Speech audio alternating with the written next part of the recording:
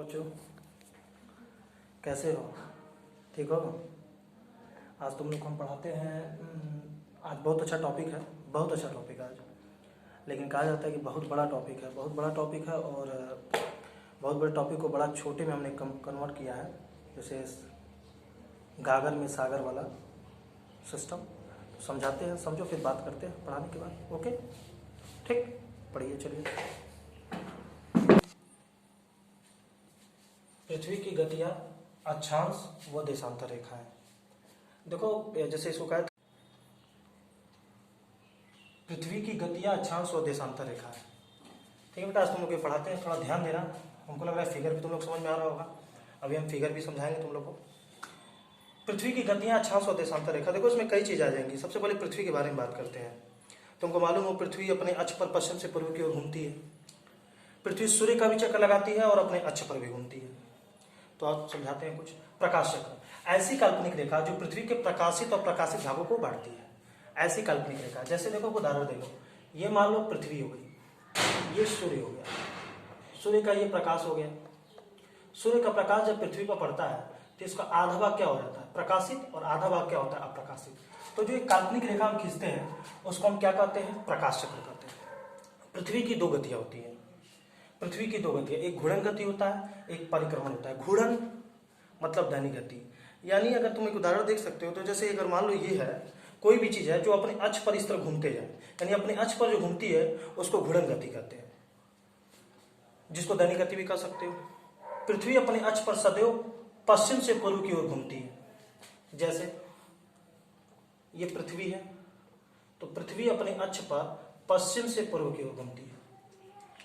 पृथ्वी अपने अक्ष पर सदैव पश्चिम से पूर्व की ओर घूमती है और पृथ्वी की आकृति गोल होती है। अतः यह अपने अक्ष पर घूमते समय इसका आधा भाग सूर्य के, भी मैंने बताया, आधा भाग सूर्य के प्रकाश में रहता है तथा आधा भाग अंधकार में होता है। पृथ्वी के घूर्णन के कारण उसके सभी भागों में क्रम से दिन और रात होते रहते हैं। तो जो भाग जैसे प्रकाशित होता है वहां दिन होता है, जो भाग अंधकार, तो ये घूमते जाता है। तो धीरे धीरे जैसे मान लो, देखो ये पृथ्वी है तुम्हारी, ये पृथ्वी है, सूर्य का प्रकाश पड़ा इस पे, सूर्य का प्रकाश पड़ा तुम्हारा, तो ये जिस तरह घूम रही है पश्चिम से पूर्व की ओर घूम रही है। तो जिस तरह घूमते जाएगी, इधर घूमते जाएगी तो इधर सूर्योदय होते जाएगा और इधर ये खत्म होती जाती है, सूर्यास्त होते जाएगा, यानी अब तक घूमते जा रहा है। तो क्या करा है? पृथ्वी अपने अक्ष पर सदैव पश्चिम से पूर्व की ओर घूमती है। पृथ्वी की आकृति गोल है, तो वो अपने अक्ष पर घूमते समय इतना आधा भाग सूर्य के प्रकाश में रहता है तथा आधा भाग अंधकार में होता है। पृथ्वी के घूर्णन के कारण इसके सभी भागों में क्रम से दिन और रात होते हैं। पृथ्वी अपने अक्ष पर 1610 किमी प्रति घंटा की, 1610 किमी प्रति घंटा पृथ्वी अपने अक्ष पर, जो अपने अक्ष पर घूमती है, 1610 किमी प्रति घंटा की चाल से 23 घंटे 56 मिनट 4 सेकंड, हम लोग उसको 24 घंटे करते हैं, 23 घंटे 56 मिनट 4 सेकंड में एक चक्कर पूरा करती है। सूर्य की किरणें सूर्योदय के पूर्व, सूर्य की जो किरणें होते हैं सूर्योदय के पूर्व व सूर्यास्त के बाद वायुमंडलीय धूलकण के द्वारा विकसित होकर दिखती हैं, जिसे ट्विलाइट कहा जाता है। ध्यान देने की बात है, सूर्य की किरणें सूर्योदय के पूर्व व सूर्यास्त के पश्चात वायुमंडलीय धूलकण द्वारा विकसित होकर दिखती हैं, जिसे ट्विलाइट कहा जाता है। सूर्योदय वाले स्थान के 6 डिग्री पहले स्थित स्थानों पर दिखने वाले प्रकाश को नागरिक ट्विलाइट, 12 डिग्री पहले स्थित स्थानों को समुद्री ट्विलाइट और 18 डिग्री पहले स्थित स्थानों को खगोलीय ट्विलाइट कहा जाता है। और ध्यान देना, ट्विलाइट सभी अक्षांशों पर पूर्व से पश्चिम की ओर घूमता है। अब हम बात करेंगे दैनिक गति। तो दैनिक गति में एक क्वेश्चन तुम्हारा सबसे अच्छा है। दैनिक गति में तुम कह सकते हो दैनिक गति या घूर्णन गति। पृथ्वी अपने अक्ष पर पश्चिम से पूर्व की ओर 1610 किमी प्रति घंटा की चाल से 23 घंटे 56 मिनट 4 सेकंड में एक चक्कर पूरा करती हो, उसी को दैनिक गति या घूर्णन गति कहते हैं। और ध्यान दीजिएगा, इसी गति के कारण दिन और रात होते हैं। अब बात करेंगे परिक्रमण गति या वार्षिक गति। परिक्रमण गति या वार्षिक गति, अब देखो, परिक्रमण गति या वार्षिक गति, पृथ्वी अपने अक्ष पर घूमने के साथ साथ सूर्य के चारों ओर एक दीर्घ वृत्ताकार मार्ग पर परिक्रमा करती है, जिसे परिक्रमण या वार्षिक गति कहते हैं। दीर्घ वृत्ताकार, जैसे मानो ये सूर्य है तुम्हारा, तो सूर्य है, सूर्य के चारों पृथ्वी जो है ये दीर्घ वृत्ताकार में घूमती रहती है और इसको घूमती रहती है, इसको दीर्घ वृत्ताकार कहते हैं। ठीक है, पृथ्वी अपने अक्ष पर घूमने के साथ साथ सूर्य के चारों दीर्घ वृत्ताकार मार्ग पर परिक्रमा करती है, जिसे परिक्रमण या वार्षिक गति कहते हैं। पृथ्वी का अक्ष पर, उसके कक्षातल पर बने, ये अपने अक्ष पर झुकी होती है 23.5 डिग्री। अभी मैं समझाता हूँ। पृथ्वी का अक्ष उसके कक्षातल पर बने लंब से 23.5 डिग्री झुका हुआ है। पृथ्वी सूर्य की एक परिक्रमा पूरी करने में 365 दिन 5 घंटे 48 मिनट 46 सेकंड का समय लगता है। अगर तुम कर सकते हो 365 दिन 6 घंटे लगभग कह सकते हो, समय लगता है। यानी ये जो पृथ्वी है सूर्य की परिक्रमा दीर्घवृत्ताकार से करती है और उसको समय लगता है एक परिक्रमा पूरी करने में सूर्य का 365 दिन 6 घंटे। और ध्यान देने की बात है, जब ये परिक्रमा इसकी करती है तो इसकी स्पीड क्या होती है? तो इसकी स्पीड होती है 29.8 किमी प्रति सेकेंड के वेग से। सोच लो 1 सेकंड में 29.8 यानी लगभग 30 किमी की स्पीड से वो परिक्रमा करती है 1 सेकंड में। प्रत्येक वर्ष 365 दिन का होता है, तुम लोग जानते हो, और हर 4 वर्षों पर लीप वर्ष आता है। तो जब प्रत्येक वर्ष पर 365 दिन 6 घंटे हो रहा है, तो 6 घंटा पहला वर्ष, दूसरे वर्ष 6 घंटा, तीसरे वर्ष 6 घंटा, चौथे वर्ष जब आते हैं तो 24 घंटा हो जाता है। इसीलिए चौथा वर्ष लीप वर्ष कहलाता है। और फरवरी किसका होता है? 29 का हो जाता है। पृथ्वी पर ऋतु परिवर्तन उसके अक्ष पर झुके होने का कारण, बड़ा अच्छा क्वेश्चन है, क्योंकि 23.5 डिग्री झुकी हुई है पृथ्वी और पश्चिम से पूर्व की ओर घूमती है, तो किधर की झुकी हुई है? पृथ्वी पर ऋतु परिवर्तन उसके अक्ष पर झुके होने के कारण तथा वार्षिक गति के कारण पृथ्वी पर दिन रात छोटा बड़ा होता है। तो 3 क्वेश्चन अपने दिमाग में सेट कर लो कि पृथ्वी पर दिन रात किसके कारण होता है? दैनिक गति या घूर्णन गति कारण होता है। पृथ्वी पर ऋतु परिवर्तन किसके कारण होता है? वो अपने अक्ष पर झुके होने के कारण होता है। और पृथ्वी पर दिन रात बड़े छोटे कैसे होते हैं? वार्षिक गति के कारण होता है। अब बात करेंगे उपसौर और अपसौर। बड़ा अच्छा क्वेश्चन है, उपसौर अपसौर का क्वेश्चन भी आता है एग्जाम में। पृथ्वी सूर्य की परिक्रमा दीर्घवृत्त कक्षा में करती है, दीर्घवृत्तीय कक्षा में करती है, जिस पर एक फोकस पर सूर्य होता है।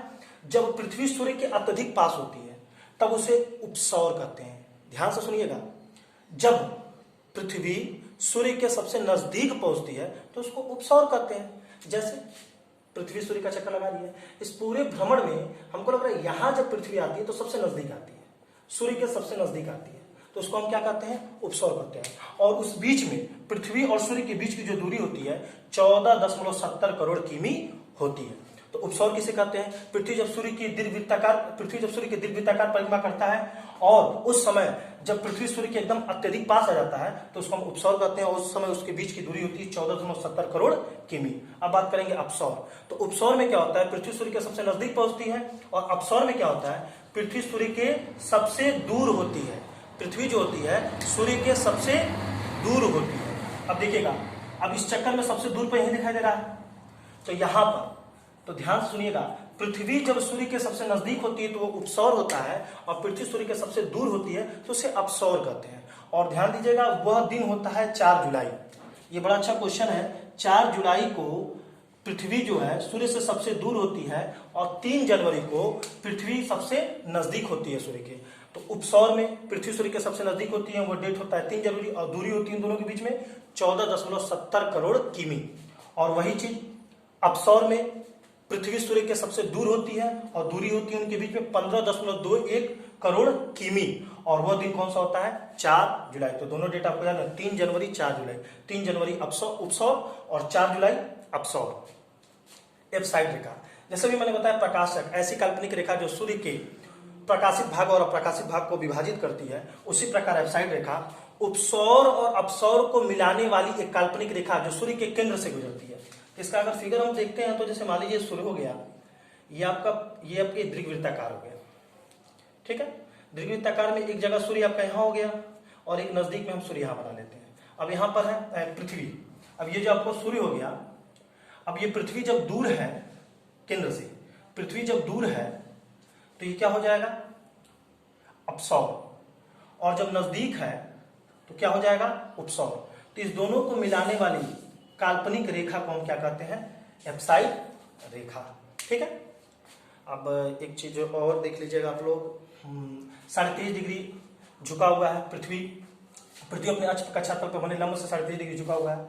देखिएगा यहाँ पर ये पृथ्वी है, जैसे देखिए ये सीधा है, थोड़ा सा पृथ्वी 23.5 डिग्री झुका हुआ है, 23.5 डिग्री झुका हुआ है। वो बीच की रेखा विषुवत रेखा होती है, नीचे मकर होता है, ऊपर कर्क होता है, तो सीधा इस स्टेप में आनी, लेकिन थोड़ा सा घुमा हुआ है, 23.5 डिग्री झुका हुआ है, किधर? पश्चिम से पूर्व की तरफ झुका हुआ है। देखिए हमने फिगर बनाया हुआ है, इसको आप लोग समझिए। ये पूर्व है, ये पश्चिम है, और ये आपका विषुवत रेखा, बीच वाली रेखा विषुवत रेखा, ऊपर कर्क रेखा। विषुवत रेखा से 23.5 डिग्री उत्तर में कर्क रेखा, विषुवत रेखा 23.5 डिग्री दक्षिण में मकर रेखा होती है, और विषुवत रेखा के ऊपर वाले को उत्तरी गोलार्ध, दक्षिण वाले को दक्षिण गोलार्ध कहते हैं। इसके बीच से विषुवत रेखा 23.5 डिग्री पूर्व से पश्चिम की ओर घूमी हुई है, ठीक है। तो अपने अक्ष पर झुके होने के कारण यहाँ पर ऋतु परिवर्तन होता है। चलिए आगे देखिए, सूर्य ग्रहण और चंद्र ग्रहण। सूर्य ग्रहण और चंद्र ग्रहण मैंने आपको बताया था, बड़ा एक लाइन में क्वेश्चन बताया था, लेकिन इसमें बहुत अच्छे क्वेश्चन मिले। क्वेश्चन बताया था, मैंने बताया था आपको, जब चंद्रमा बीच में हो जाए, सूर्य और पृथ्वी के बीच में चंद्रमा कूद जाए तो सूर्य ग्रहण, जब चंद्रमा बीच में आ जाए सूर्य ग्रहण, और जब पृथ्वी बीच में आ जाए तो चंद्र ग्रहण, जब चंद्रमा बीच में आ जाए तो सूर्य ग्रहण, और जब पृथ्वी बीच में आ जाए तो चंद्र ग्रहण। ठीक है,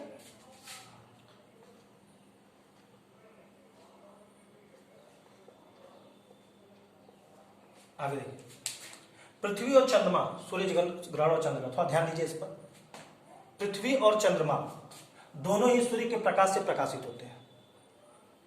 पृथ्वी और चंद्रमा दोनों ही सूर्य के प्रकाश से प्रकाशित होते हैं।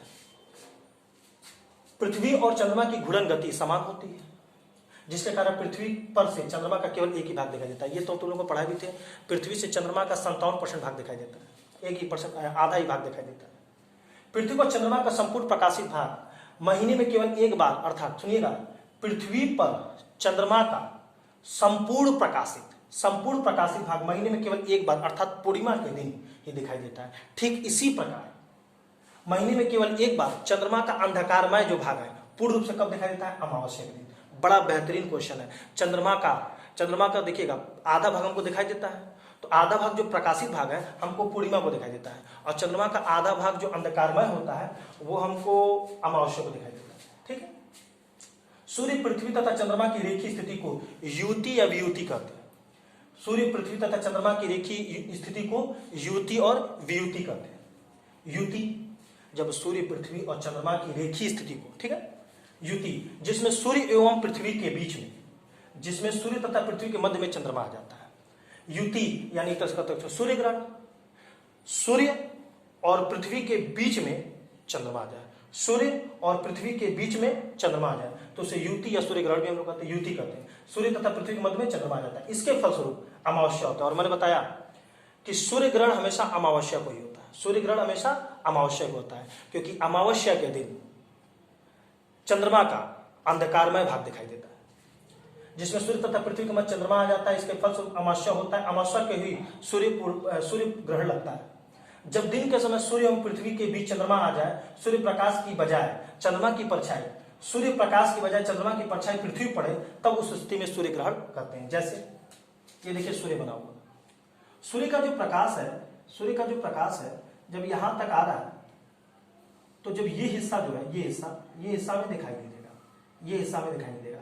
आप किसी को बीच में अगर इसको हम रोक देते हैं, यहां से प्रकाश आता है तो पृथ्वी पर सूर्य का प्रकाश नहीं जाएगा।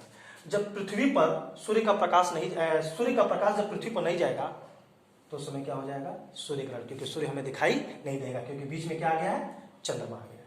अब आगे देखिए, वियुति चंद्र ग्रहण की स्थिति में बनते हैं। ये एक बहुत अच्छा क्वेश्चन है। युति सूर्य ग्रहण अमावस्या, वियुति चंद्र ग्रहण पूर्णिमा।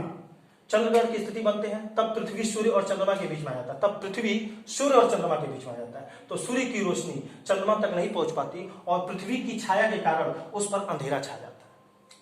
इस स्थिति में चंद्र ग्रहण करते हैं, और जो पूर्णिमा की रात को ही होता है। जैसे सूर्य पृथ्वी इधर और चंद्रमा ये आपका। अब देखिएगा, जब सूर्य का प्रकाश पृथ्वी पर पड़ा तो चंद्रमा क्या हो गया? अंधकार में हो गया। ठीक, एकदम समझ जाइए कि एकदम फार्मूला है कि जिस पर प्रकाश नहीं, जैसे देखिएगा सूर्य का प्रकाश जब चंद्रमा पर पड़ता है तो पृथ्वी पर प्रकाश उसका सूर्य का प्रकाश नहीं पड़ता है, तो हमें सूर्य दिखाई नहीं देता है, क्योंकि बीच में चंद्रमा आ गया है। तो क्या हो गया? सूर्य ग्रहण। उसी तरह जब सूर्य के बीच में पृथ्वी आ जाता है और चंद्रमा हमारे पीछे हो जाता है तो हमें चंद्रमा नहीं दिखाई देता है। तो जब चंद्रमा नहीं दिखाई देता, क्योंकि चंद्रमा पर जब सूर्य का प्रकाश पड़ेगा तभी दिखाई देगा, जब ये दिखाई नहीं देता है तो समय चंद्र ग्रहण होता है, उसको वियुति करते हैं। एक बहुत अच्छी चीज है सजिगी, युति वियुति सजिगी। सूर्य चंद्रमा तथा पृथ्वी की रेखीय स्थिति सजिगी कहलाती है। इसमें दो स्थितियां होती हैं। प्रथम युति जिसके कारण सूर्य ग्रहण होता है, द्वितीय युति जिसके कारण चंद्र ग्रहण होता है। द्वितीय युति मतलब द्वितीय वियुति।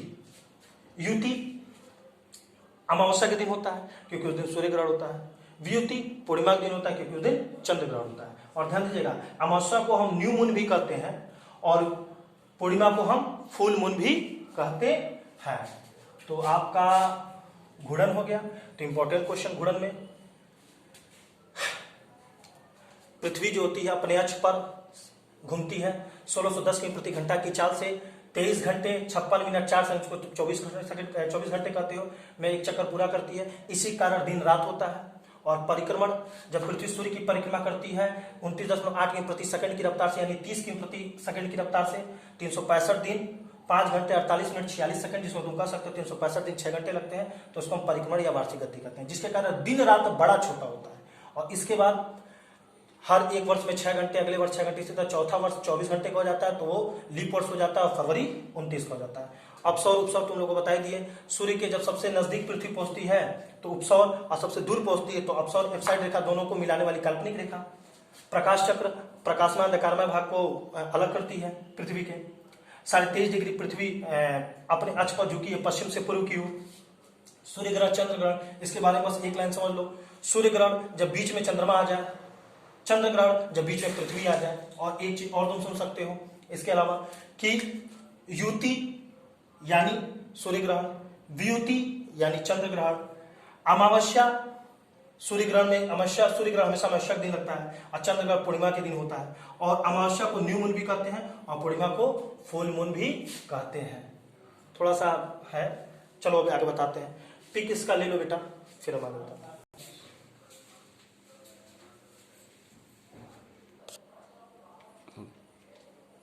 ऋतु परिवर्तन, यहाँ तक हो गया आप लोग का। ऋतु परिवर्तन देखिए क्या होता है। अभी बताया अपने अक्ष पर 23.5 डिग्री पूर्वी 23.5 डिग्री अक्षांश पर झुकी हुई है पृथ्वी, इसीलिए ऋतु परिवर्तन होता है। तो ऋतु परिवर्तन, पृथ्वी सदैव अपने अक्ष पर घूमती रहती है, साथ ही सूर्य की परिक्रमा भी करती रहती है। अतः पृथ्वी सूर्य के सापेक्ष स्थितियां सदैव बदलती रहती है। परिक्रमण के अनुसार 4 मुख्य अवस्थाएं होती हैं एवं इन अवस्थाओं में ऋतु परिवर्तन होता है। ऋतु परिवर्तन का एक सिस्टम अगर समझना है तो देखो, जैसे अगर हमने इस पर प्लस बना दिया, ठीक। अब यहाँ पे क्या होता है, सूर्य है, अब ये हमारा पृथ्वी है। देखो पृथ्वी का ये भाग मान लो, ये भाग तुम्हारा प्रकाश में है, लेकिन यहाँ जाने पर इसका ये भाग प्रकाश में है, यहाँ जाने पर इसका ये भाग प्रकाश में है, और यहाँ जाने पर इसका ये भाग प्रकाश में है। यानी पृथ्वी अपने अक्ष पर घूम रही है, और जिस तरह जिस तरह जा रही है उस तरह प्रकाश में होते जा रहा है। इस पर एक बड़ा अच्छा क्वेश्चन आता है कि पृथ्वी जो होती है इसका ये उत्तरी ध्रुव होता है और ये नीचे दक्षिणी ध्रुव होता है। ये आधा भाग होता है। पृथ्वी जब यहाँ रहती है, पृथ्वी जब यहाँ से लेकर और यहाँ तक जाती है तो उत्तरी गोलार्ध में 6 महीना दिन होता है, और जब पृथ्वी यहां से लेकर यहां तक आती है तो दक्षिण गोलार्ध में 6 महीना दिन होता है। इसलिए कहा था उत्तरी गोलार्ध में 6 महीना दिन और 6 महीने रात होती है। आगे बढ़ते हैं। संक्रांति, सूर्य के उत्तरायण और दक्षिणायन की सीमा को संक्रांति कहते हैं। सूर्य के उत्तरायण और दक्षिणायन की सीमा को संक्रांति कहते हैं। सूर्य के उत्तरायण और दक्षिणायन की सीमा को संक्रांति कहते हैं। एक कर्क संक्रांति होता है, एक मकर संक्रांति होता है, एक विषुव संक्रांति होता है। तो देखिएगा 21 जून को सबसे बड़ा दिन होता है उत्तरी गोलार्ध का। 21 जून को सूर्य कर्क रेखा पर लंबवत होती है। 21 जून को सूर्य कर्क रेखा पर लंबवत होती है। हम लोग कर्क रेखा के, हम लोग विषुवत रेखा से उत्तरी गोलार्ध में पढ़ते हैं। विषुवत रेखा के ऊपर को उत्तरी गोलार्ध करते हैं, विषुवत रेखा के नीचे को दक्षिण गोलार्ध करते हैं। और कर्क रेखा विषुवत रेखा के उत्तर में 23.5 डिग्री है, ठीक है। सूर्य के उत्तरायण दक्षिणायन की सीमा को संक्रांति कहते हैं, कर्क संक्रांति। 21 जून को सूर्य कर्क रेखा पर लंबवत होता है, इसलिए इसे कर्क संक्रांति कहते हैं। और इस दिन उत्तरी गोलार्ध का सबसे बड़ा दिन होता है। देखो जब सूर्य कर्क रेखा पे लंबवत होगा, कर्क बताया ना, कर्क रेखा उत्तरी गोलार्ध में और मकर रेखा दक्षिणी गोलार्ध में, और विषुवत रेखा जो पड़ता है वो समान होता है, वो सेंटर होता है। कर्क विषुवत रेखा के ऊपर उत्तरी गोलार्ध होता है, नीचे दक्षिणी गोलार्ध होता है, ठीक है ना। जैसे हम तुमको समझा देते हैं,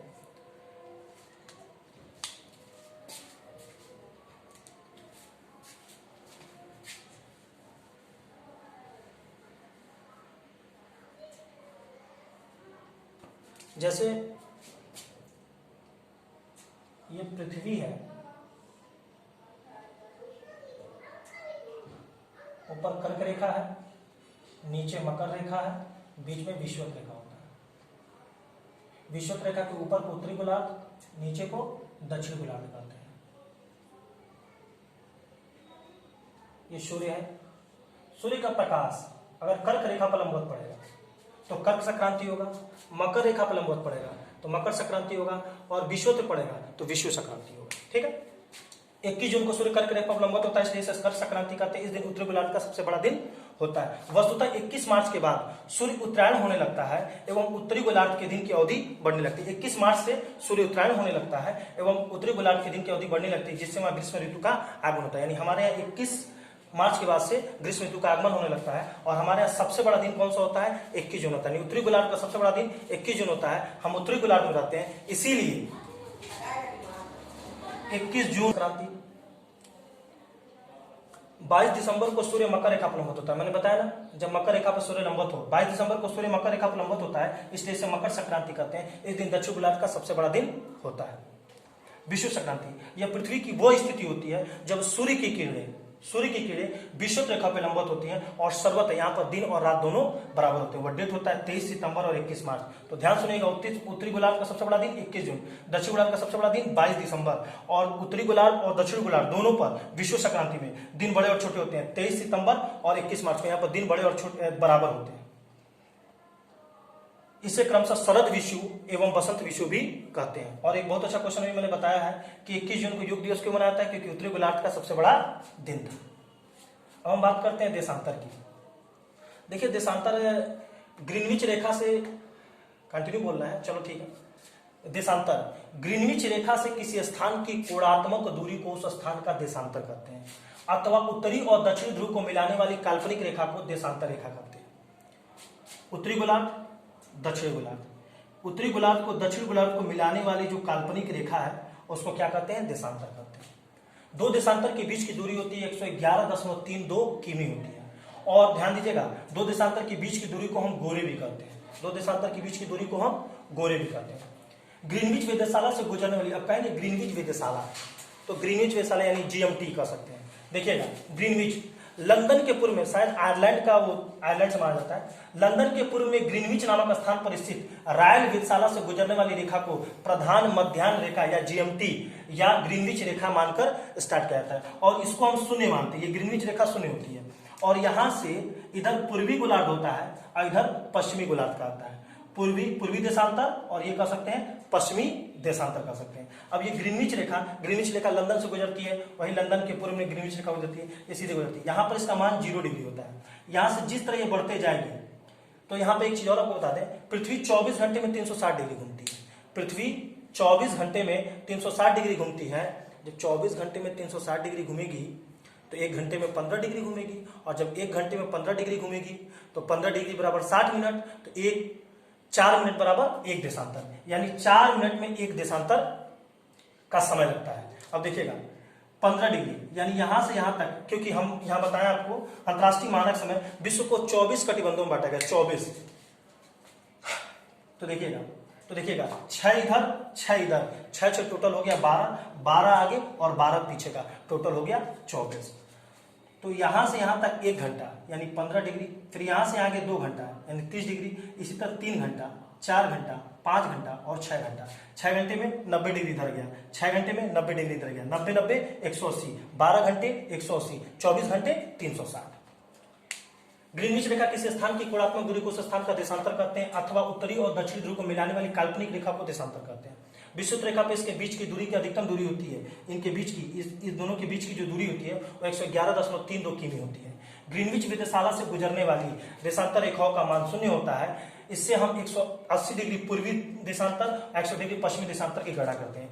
यानी यहां से हम घूमते हैं और फिर यह गणना इस तरह करते हैं, और इधर से हम गणना इस तरह करते हैं। तो जब हम इधर से करते हैं तो क्या होता है, पूर्वी, और इधर से हम करते हैं तो पश्चिमी।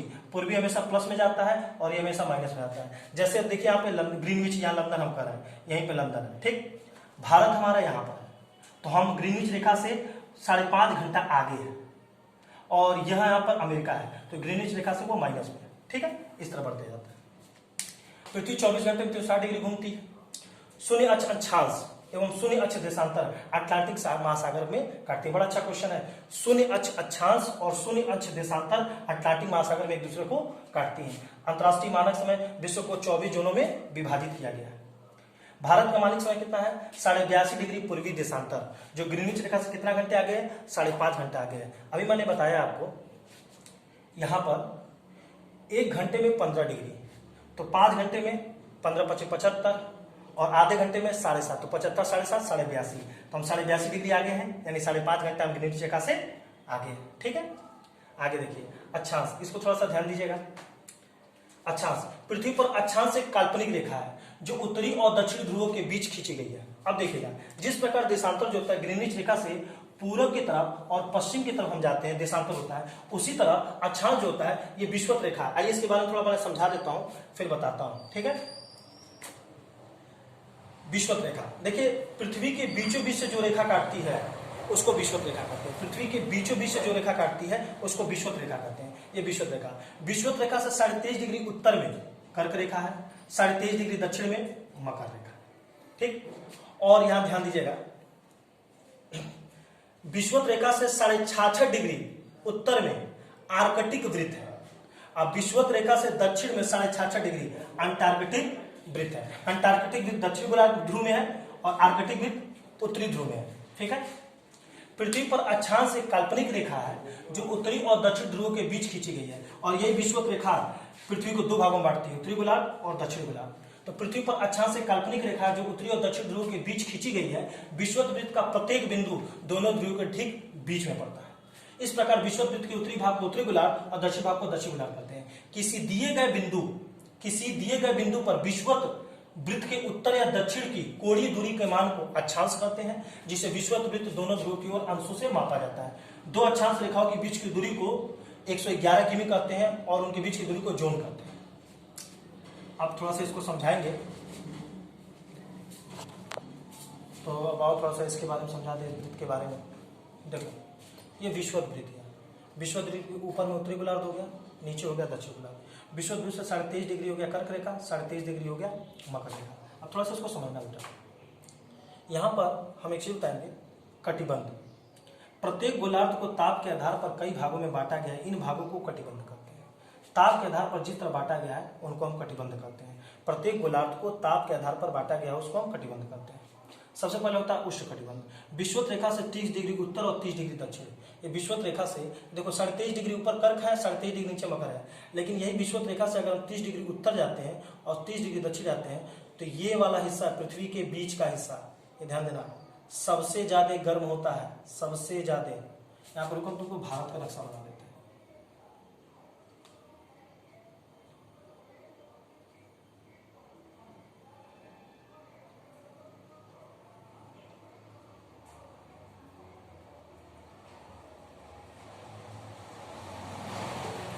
छोटे में तो बन नहीं पा रहा, बना। ये जो हिस्सा है, ये जो हिस्सा है तुम्हारा, ये तुम्हारा कटिबंध, उष्ण कटिबंध में आता है। उष्ण कटिबंध विषुवत रेखा से 30 डिग्री उत्तर में 30 डिग्री दक्षिण, यानी विषुवत रेखा 30 डिग्री उत्तर और 30 डिग्री दक्षिण, ये जो पूरा एरिया है ये तुम्हारा किसमें आता है? उष्ण कटिबंध में। यहाँ सबसे अधिक गर्मी होती है और इस हिस्से में पूरे पृथ्वी में जो भी देश आते हैं इस हिस्से में, वहां पे कलर तुम देखे ही होगे, ठीक है ना। और ध्यान देना, यहाँ पर गर्मी बहुत ज्यादा होती है। यहाँ पर सूर्य जो है शीर्ष पर 2 बार चमकता है। उसका तो उपोष्ण कटिबंध, विषुवत रेखा से 30 डिग्री और 45 डिग्री उत्तर और दक्षिण में। अब 30 डिग्री से और 45 डिग्री, यानी ये वाला हिस्सा, ये वाले हिस्से, ये वाले जो हिस्से हैं ये आते हैं आपके उपोष्ण कटिबंध में। उपोष्ण कटिबंध, यहाँ पर क्या होता है, यहाँ पर ताप जो होता है कम और अधिक दोनों होता है, यानी गर्म और ठंडा मौसम यहाँ पर दोनों होता है। उसके बाद होता है शीतोष्ण कटिबंध, विषुवत रेखा से 45 डिग्री और 66 डिग्री उत्तर और दक्षिण में। तो 45 से 66 यानी ये वाला हिस्सा है, ये शीतोष्ण ठंडा प्रदेश होता है। यहाँ पर आप देखते हैं यूरोप के अधिकांश हिस्से या दक्षिण भारत में, आप दक्षिण गोलार्ध में आप देखेंगे तो ऑस्ट्रेलिया ये सब किसमें आते हैं? शीतोष्ण कटिबंध में अधिकतर आते हैं। इसलिए यहाँ बहुत व्हाइट गोरे गोरे लोग होते हैं। ये सब थोड़ा ठंडा प्रदेश होता है, ठीक है ना, ठंडा प्रदेश होता है। और यहाँ पर सूर्य तिरछा दिखाई देता है, कभी शीर्ष पर नहीं चमकता है। और चौथा होता है ध्रुवी कटिबंध, यानी 66.5 से ऊपर का हिस्सा, 66.5 से ऊपर का 90 डिग्री, क्योंकि ये पूरा 90 होता है और ये नीचे जैसे होता है ना, विषुवत रेखा से ये 90 और ये 90, जैसे मैंने अभी आपको समझाया था, यहां से यहां तक 90, यहां से यहां तक 90, उसी तरह यहां से यहां तक 90 और यहां से यहां तक 90। तो ये नीचे के हिस्से और ऊपर के हिस्से उत्तरी ध्रुव और ये दक्षिण ध्रुव, जिसको तुम आर्कटिक वृत्त, एक रेखा भी खींचे 66.5 डिग्री के नीचे वाला हिस्सा, ऊपर 66 डिग्री ऊपर वाला हिस्सा को आर्कटिक वृत्त खींचे। तो ये हिस्से ऐसे होते हैं जो जहां पर बर्फ सदैव जमा रहता है, जहां पर ठंड होती है और बर्फ सदैव जमा रहता है, ठीक है। तो ये आपके हो गए अक्षांश, आपके हो गए देशांतर, ऋतु परिवर्तन आपके हो गए, संक्रांति हो गए। तो मोटा मोटे ऋतु परिवर्तन, पृथ्वी को अपने अक्ष पे झुके होने के कारण पृथ्वी पर ही ऋतु परिवर्तन होता है। 4 मुख्य अवस्था होती है जब पृथ्वी सूर्य की परिक्रमा लगाती है, और जिस प्रकार वो परिक्रमा लगाती है, परिक्रमा करते समय कैसे कैसे मैं नक्शा बनाया तो आपको बताया हूँ, कैसे कैसे उसमें ऋतु परिवर्तन होता रहता है। संक्रांति बताया मैंने कि सूर्य के उत्तर दक्षिण की सीमा को संक्रांति कहते हैं। जब सूर्य कर्क रेखा पर लंबवत हो तो कर्क संक्रांति, यानी उत्तरी गोलार्ध में सबसे बड़ा दिन, क्योंकि कर्क रेखा कहाँ पे है? उत्तरी गोलार्ध में है। 21 जून, और 21 जून को ये भी बता दें योग दिवस मनाया जाता है। विश्व संक्रांति, मकर संक्रांति मैंने आपको बताया। ग्रीनविच बताया लंदन में है, लंदन के पूर्व में है। और देशांतर रेखा, देशांतर के बारे में मैंने आपको बताया, ये यही ग्रीनविच रेखा है। यहाँ से हम पूर्वी देशांतर होता है, ये पश्चिमी देशांतर होता है। इधर से हम प्लस में जाते हैं, इधर से हम माइनस में जाते हैं। 90 इधर होता है, 90 इधर जाता है। उसका से अक्षांश के बारे में, अक्षांश पृथ्वी को बीचों बीच जो काटते हैं वो विषुवत रेखा होता है। इसके ऊपर को उत्तरी गोलार्ध करते हैं, नीचे को दक्षिण गोलार्ध करते हैं। 23.5 डिग्री उत्तर में कर्क रेखा, 23.5 दक्षिण में मकर रेखा है। इसको आप तैयार कर लीजिएगा। थोड़ा सा ज्यादा हो गया है, लेकिन क्या करें, इस टॉपिक को अलग अलग पढ़ा नहीं पाएंगे, ठीक है। तो इसको आप लोग अपना तैयार कर लीजिए। इससे ज्यादा फिर बहुत ज्यादा पढ़ने की जरूरत नहीं है, बहुत है, क्वेश्चन बहुत है, ठीक है। पिक ले लो इसका।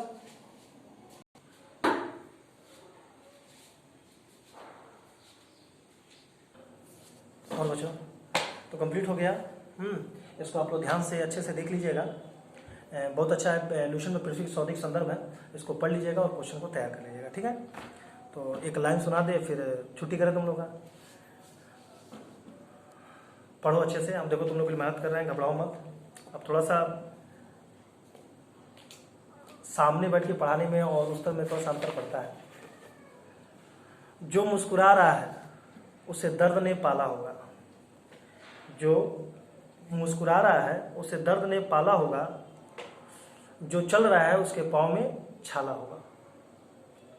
बिना संघर्ष के इंसान चमक नहीं सकता, जो जलेगा उसी दिए में तो उजाला होगा, ठीक है। एक और सुना दे, चलो एक और सुनो। टूटने लगे हौसले तो ये याद रखना, बिना मेहनत के तक तो ताज नहीं मिलते, ढूंढ लेते हैं अंधेरे में मंजिल अपनी, क्योंकि जुगनू कभी रोशनी के मोहताज नहीं होते, ठीक है बेटा। ओके, इसका नोट्स बना लीजिए।